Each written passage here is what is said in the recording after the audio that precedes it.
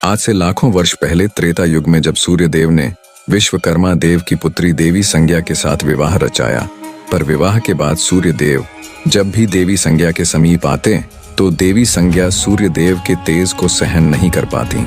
समय यूं ही बीतता गया और फिर कुछ वर्षों के बाद देवी संज्ञा ने वैवस्वत मनु, यमराज और यमुना जैसे तेजस्वी संतानों को जन्म दिया। पर अक्सर संज्ञा सूर्य देव के तेज से परेशान ही रहती और एक दिन देवी संज्ञा ने फैसला किया कि वह सूर्य लोक से काफी दूर जाकर तपस्या कर सूर्य देव के तेज को झेलने योग्य बनेंगी, तभी सूर्य लोक वापस लौटेंगी। पर उन्हें अपने नवजात संतानों की भी देखरेख करनी थी और साथ ही देवी संज्ञा चाहती थीं कि उनके सूर्य लोक छोड़ने की बात सूर्य देव को पता न चले। फिर देवी संज्ञा ने अपने सिद्ध से अपने ही जैसी दिखने वाली खुद की छाया प्रकट की और उनका नाम संवर्णा रखा और उन्हें सारी जिम्मेदारी सौंपकर तपस्या करने किसी अज्ञात वास पे निकल पड़ी। इसके बाद सूर्य देव जब भी अपनी पत्नी के समीप आते तो उनके तेज से देवी संवर्णा यानी कि देवी छाया पे उनके तेज का कोई असर न होता और दोनों खुशी खुशी अपने मिलन का आनंद उठा लेते। सूर्यदेव देवी छाया को ही अपनी पत्नी संज्ञा समझते रहे और समय यूं ही बीतता चला गया। फिर धीरे धीरे वैवस्वत मनु, यमराज और यमुना भी बड़े हो गए, जिन्हें कि सूर्यदेव ने उनके काबिलियत के अनुसार उनको अपना अपना कार्यभार सौंप दिया और खुद भी अपने कार्य में व्यस्त रहने लगे, जिससे कि देवी छाया अकेली पड़ गई।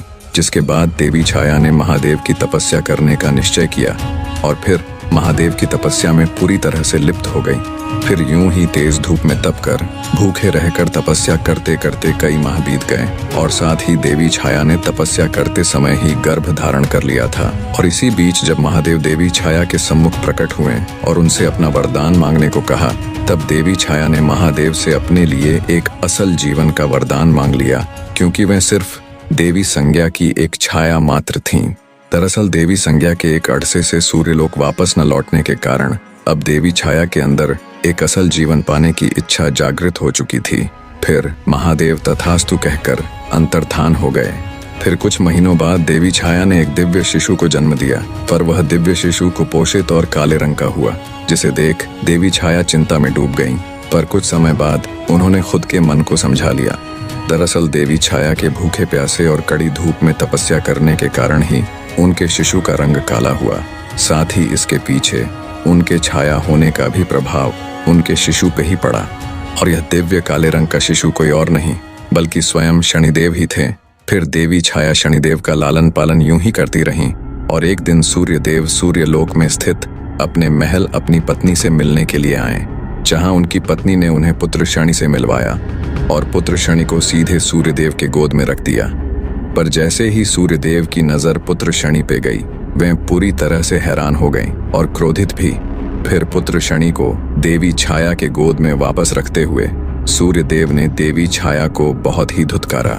सूर्यदेव ने कहा कि इस शिशु में उनके कोई भी गुण मौजूद नहीं, न ही उनकी तरह तेज, न ही स्वस्थ और न ही रंग रूप, किसी भी प्रकार से ये उनका पुत्र हो ही नहीं सकता।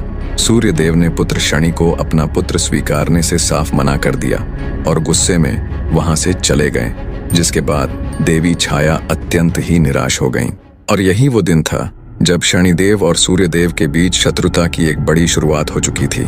सूर्यदेव ने अब अपनी पत्नी छाया से दूरी बना लिया था। फिर समय बीतने के अनुसार शनिदेव अब थोड़े बड़े हो चुके थे और अकेली पड़ चुकी छाया का एकमात्र सहारा भी बन चुके थे। शनिदेव पैदाइशी ताकतवर थे और इसका एकमात्र कारण उनके गर्भ में होने के समय देवी छाया का महादेव के लिए तपस्या करना था। तपस्या के प्रभाव के कारण ही शनिदेव पैदाइशी ताकतवर थे। ताकतवर होने के साथ साथ वे थोड़े गुस्सैल और शरारती भी थे।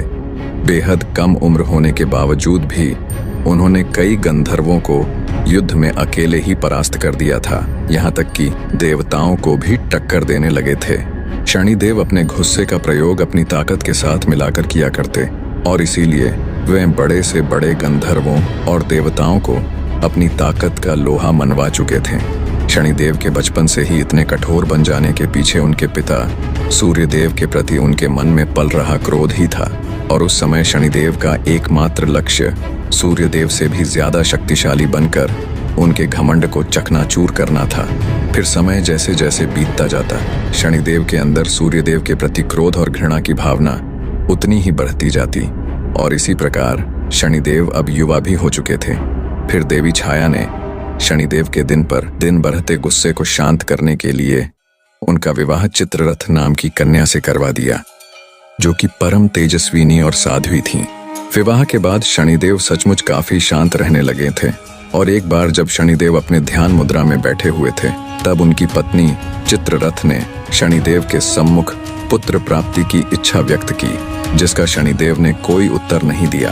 तमाम बार अपनी इच्छा व्यक्त करने के बावजूद भी देवी चित्ररथ को शनिदेव की तरफ से कोई जवाब न मिला। फिर देवी चित्ररथ को शनिदेव का यह व्यवहार अपमानजनक लगा और फिर देवी चित्ररथ क्रोध में आकर शनिदेव को श्राप दे बैठी। देवी चित्ररथ के श्राप के दौरान शनिदेव यदि किसी को मात्र सिर्फ देख भी लें तो उसकी तबाही निश्चित थी, यानी कि देवी चित्ररथ ने उन्हें किसी को नजर उठाकर न देखने का श्राप दे दिया। ध्यान मुद्रा से उठने के बाद शनिदेव को अपने भूल का आभास हुआ और उन्होंने अपनी पत्नी को मनाने की बेहद कोशिश की, जिसके बाद देवी चित्ररथ को भी अपनी गलती का एहसास हुआ, पर श्राप को निष्फल करने की शक्ति देवी चित्ररथ के पास न थी। और फिर इस घटना के बाद से शनिदेव अपना सिर नीचे करके चलने लगे। फिर यह बात पूरे ब्रह्मांड में तेजी से फैल गई और यह बात असुरों के गुरु शुक्राचार्य को भी पता चली, जिसके बाद वे असुरों के सेनापति राहु के साथ शनिदेव के सम्मुख प्रकट हुए और शनिदेव के इस श्राप को अपनी शक्ति बनाकर देवताओं के खिलाफ इस्तेमाल करने की सलाह दी, जिसके बाद शनिदेव ने शुक्राचार्य को खुद के स्वार्थ के लिए दूसरों का इस्तेमाल न करने की सलाह देते हुए साफ मना कर दिया और शुक्राचार्य समेत राहु को वापस जाने की सलाह दे दी। इसी बीच देवी संज्ञा पृथ्वी से सूर्य देव के तेज को झेलने योग्य बनकर सूर्यलोक वापस लौट आए और फिर उन्हें अपने पीठ पीछे हुए सभी करतूतों का पता चल गया, जिसके बाद वे देवी छाया पे अत्यंत ही क्रोधित हुईं और सूर्यदेव को सब कुछ सच सच बता दिया। जिसके बाद सूर्यदेव ने तो देवी संज्ञा के ऊपर अपना क्रोध व्यक्त किया ही, साथ ही उन्होंने देवी छाया और शनिदेव को सूर्यलोक से निष्कासित और अपमान कर बाहर निकाल दिया। जिसके बाद शनिदेव और माता छाया पृथ्वी की ओर चल पड़े और एक घने व सुंदर से वन में निवास करने लगे।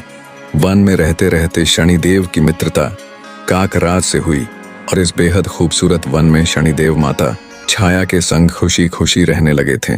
फिर समय बीतता गया और कुछ वर्षों के बाद सूर्यदेव को शनिदेव के इस निवास स्थान का पता चला, जिसके बाद वे शनिदेव के जान के दुश्मन बन बैठे और शनिदेव के निवास स्थान वाले वन में सूर्यदेव ने अपने मायावी तेज से आग लगा दी। जिसके बाद देवी छाया तो एक परछाई होने के कारण उस आग से बचकर बाहर निकल आईं, लेकिन शनिदेव उस मायावी आग के चपेट में पूरी तरह से फंस चुके थे। और फिर देवी छाया मदद की गुहार लगाने लगी। फिर अचानक काकराज ने वन के ऊपर से आकर शनिदेव को अपने पंजों में जकड़कर काफी दूर अपने काकलोक ले गए और फिर काकलोक में आने के बाद काकराज ने शनिदेव को अपनी माता से मिलवाया और काकराज की माता ने शनिदेव को काकलोक में ही रहने की विनती की, जिस पे शनिदेव ने भी सहमति जताई। काकराज की माता ने शनिदेव को अपने पुत्र की तरह लाड़ प्यार से रखा। फिर यूं ही समय बीतता गया और एक दिन यह बात इंद्रदेव को पता चली, जिसके बाद शनिदेव और काकराज की अनुपस्थिति में इंद्रदेव ने काकलोक पे हमला कर दिया, जिसके फलस्वरूप तमाम काक समेत काकराज की माता की मृत्यु हो गई। और फिर जब यह बात शनिदेव और काकराज को पता चली तो वे अत्यंत ही क्रोधित हो उठे और शनिदेव आग बबूला होते हुए अपनी ताकत को जगाते हुए उस ताकत का कुछ हिस्सा काकराज पे समाहित कर उन पे सवार होकर स्वर्गलोक की तरफ प्रस्थान कर बैठे। और यहाँ स्वर्गलोक पे इंद्रदेव समेत सभी देवता नृत्य और सोमरस का आनंद उठा ही रहे थे कि तभी उन्हें दूर से बेहद जोरदार गर्जना भरता हुआ तीव्र गति से सामने आता हुआ काल के समान काक और उस पे सवार शनि नजर आया, जिन्हें देख स्वर्गलोक में भगदड़ मच गई और देवता युद्ध के लिए अस्त्र शस्त्र लिए तैयार हो गए। लेकिन शनिदेव स्वर्ग पे कदम रखते ही अपने तिरछी नजर से देवताओं को तो पहले शक्तिहीन बना दिया, फिर अपने आंखों की तेज रोशनी से उन पे प्रहार कर उन्हें फर्श पे पटक दिया। इंद्रदेव समेत सभी देवता शनिदेव के सामने इतने कमजोर हो चुके थे कि वे अपने अस्त्र शस्त्र को भी उठा पाने में असमर्थ थे। फिर शनिदेव ने देवताओं के ही अस्त्र शस्त्र से उन्हीं को बुरी तरह से घायल करना शुरू कर दिया। जिसके बाद सभी देवताओं को स्वर्ग से किसी भी तरह अंतर्धान होकर भागना पड़ा। इंद्रदेव समेत सभी देवताओं ने शनिदेव के भय से कहीं दूर जाकर सूर्यदेव को याद किया और सभी सूर्यदेव से शनिदेव को जलाकर भस्म कर देने की विनती करने लगे। जिसके बाद स्वर्गलोक में सूर्यदेव का आगमन हुआ और सूर्यदेव ने शनिदेव को यह सब रोकने का आदेश दिया, जिस पे शनिदेव ने साफ इनकार कर दिया। फिर सूर्यदेव ने शनिदेव के ऊपर अपने मायावी घातक किरणों से प्रहार कर दिया, जिससे कि शनिदेव ने बीच में ही अपने आंखों की भयंकर ऊर्जा से तबाह कर दिया और साथ ही सूर्यदेव के ऊपर अपनी कुदृष्टि भी डाल दी, जिससे कि सूर्यदेव बिल्कुल ठंडे और काले पड़ गए, जिसके फलस्वरूप पूरे आकाश गंगा की रोशनी विलुप्त हो गई और हर जगह सिर्फ अंधेरा ही अंधेरा छा गया। जिसके बाद सूर्यदेव को भी स्वर्ग छोड़कर भागना पड़ा। फिर सभी देवता अपने बचे खुचे शक्तियों का इस्तेमाल कर किसी भी प्रकार पृथ्वी में स्थित कैलाश पहुंचे और महादेव के सम्मुख सारी बात बताकर रो पड़े। जिसके बाद महादेव ने तो सबसे पहले सभी देवताओं को उनके करतूतों के लिए फटकार लगाई और फिर स्वर्ग समेत देवताओं की शक्तियों को वापस दिलाने का भी भरोसा दिलाया। फिर महादेव ने अपने कुछ शिवगणों की टुकड़ियों को देवताओं के साथ स्वर्गलोक रवाना किया। जिसके बाद स्वर्गलोक पहुंचते ही देवताओं ने शनिदेव को युद्ध के लिए ललकारा। जिसके बाद शनिदेव युद्ध के लिए देवताओं और शिवगणों के आगे उपस्थित हुए और फिर शिवगण समेत सभी देवता एक साथ मिलकर शनिदेव के ऊपर टूट पड़े। जिसके बाद शनिदेव शिवगणों और देवताओं के प्रहार से बचते हुए काकराज के ऊपर जा बैठे और अपने कुदृष्टि का प्रयोग करके उन्होंने सबसे पहले तो शिवगणों को शक्तिहीन और सुस्त बना दिया, जिससे कि वे जमीन पर गिर पड़े। फिर शनिदेव ने अपने कुदृष्टि से इंद्रदेव और सूर्यदेव को वहीं मूर्छित कर दिया और यह देख बाकी देवता स्वर्ग लोक से अंतर्धान हो गए। फिर शनिदेव ने इंद्रदेव से देवराज का राज मुकुट छीनकर अपने पास रख लिया और फिर इंद्रदेव समेत सूर्यदेव को स्वर्ग में ही अपना बंदी बनाकर बंदी गृह में डाल दिया और यहाँ अग्निदेव और वरुण देव समेत बाकी देवता स्वर्ग लोक से दोबारा से भागते हुए कैलाश महादेव के पास आ पहुंचे और महादेव को सारी बात बताते हुए उन्हें स्वयं स्वर्ग लोक चलकर शनिदेव को समाप्त करने की विनती करने लगे। इतना सुनते ही महादेव कैलाश से अंतर्धान हो गए और देवता देखते ही रह गए और यहाँ स्वर्ग लोक पे शनिदेव पूरी तरह से अपना आधिपत्य जमाकर बैठ चुके थे एवं इंद्रदेव समेत सूर्यदेव को एक बड़ा दंड देने की तैयारी में जुट चुके थे कि अचानक स्वर्ग लोक में एक सैलाब सा आ गया। पूरा स्वर्ग थर्रा उठा। फिर आगमन हुआ देवों के देव महादेव का। जिसके बाद महादेव ने शनिदेव को यह सब रोकने का आदेश दिया, पर शनिदेव ने अपना सिर झुकाए हुए ही इनकार कर दिया। फिर महादेव ने शनिदेव को युद्ध करने को कहा, जिसके बाद शनिदेव अपने सम्मुख इतनी बड़ी शक्ति देख घबरा गए और जल्दबाजी कर बैठे। शनिदेव ने सीधा अपनी कुदृष्टि महादेव पर ही डाल दी, जिसके जवाब में महादेव ने अपने तीसरे नेत्र को शनिदेव की तरफ थोड़ी सी खोल दी, जिसके फलस्वरूप महादेव के तीसरे नेत्र से निकले थोड़े से ही ऊर्जा से शनिदेव का शरीर बीच से फट गया और वे बुरी तरह से घायल हो गए। फिर वे काफी ज्यादा तेज झटके से पृथ्वी की तरफ गिरते चले गए। शनिदेव के मूर्छित होते ही देवताओं की शक्ति वापस आ गई और यहाँ महादेव के त्रिनेत्र से निकले थोड़े से ही ऊर्जा में इतनी ताकत थी कि शनिदेव स्वर्ग से नीचे की तरफ गिरते हुए पृथ्वी काफी तीव्र गति से पहुंच गए और तमाम पेड़ पौधों को ध्वस्त करते हुए एक पीपल के पेड़ में जा अटके। शनिदेव पूरी तरह से अधमरा हो चुके थे।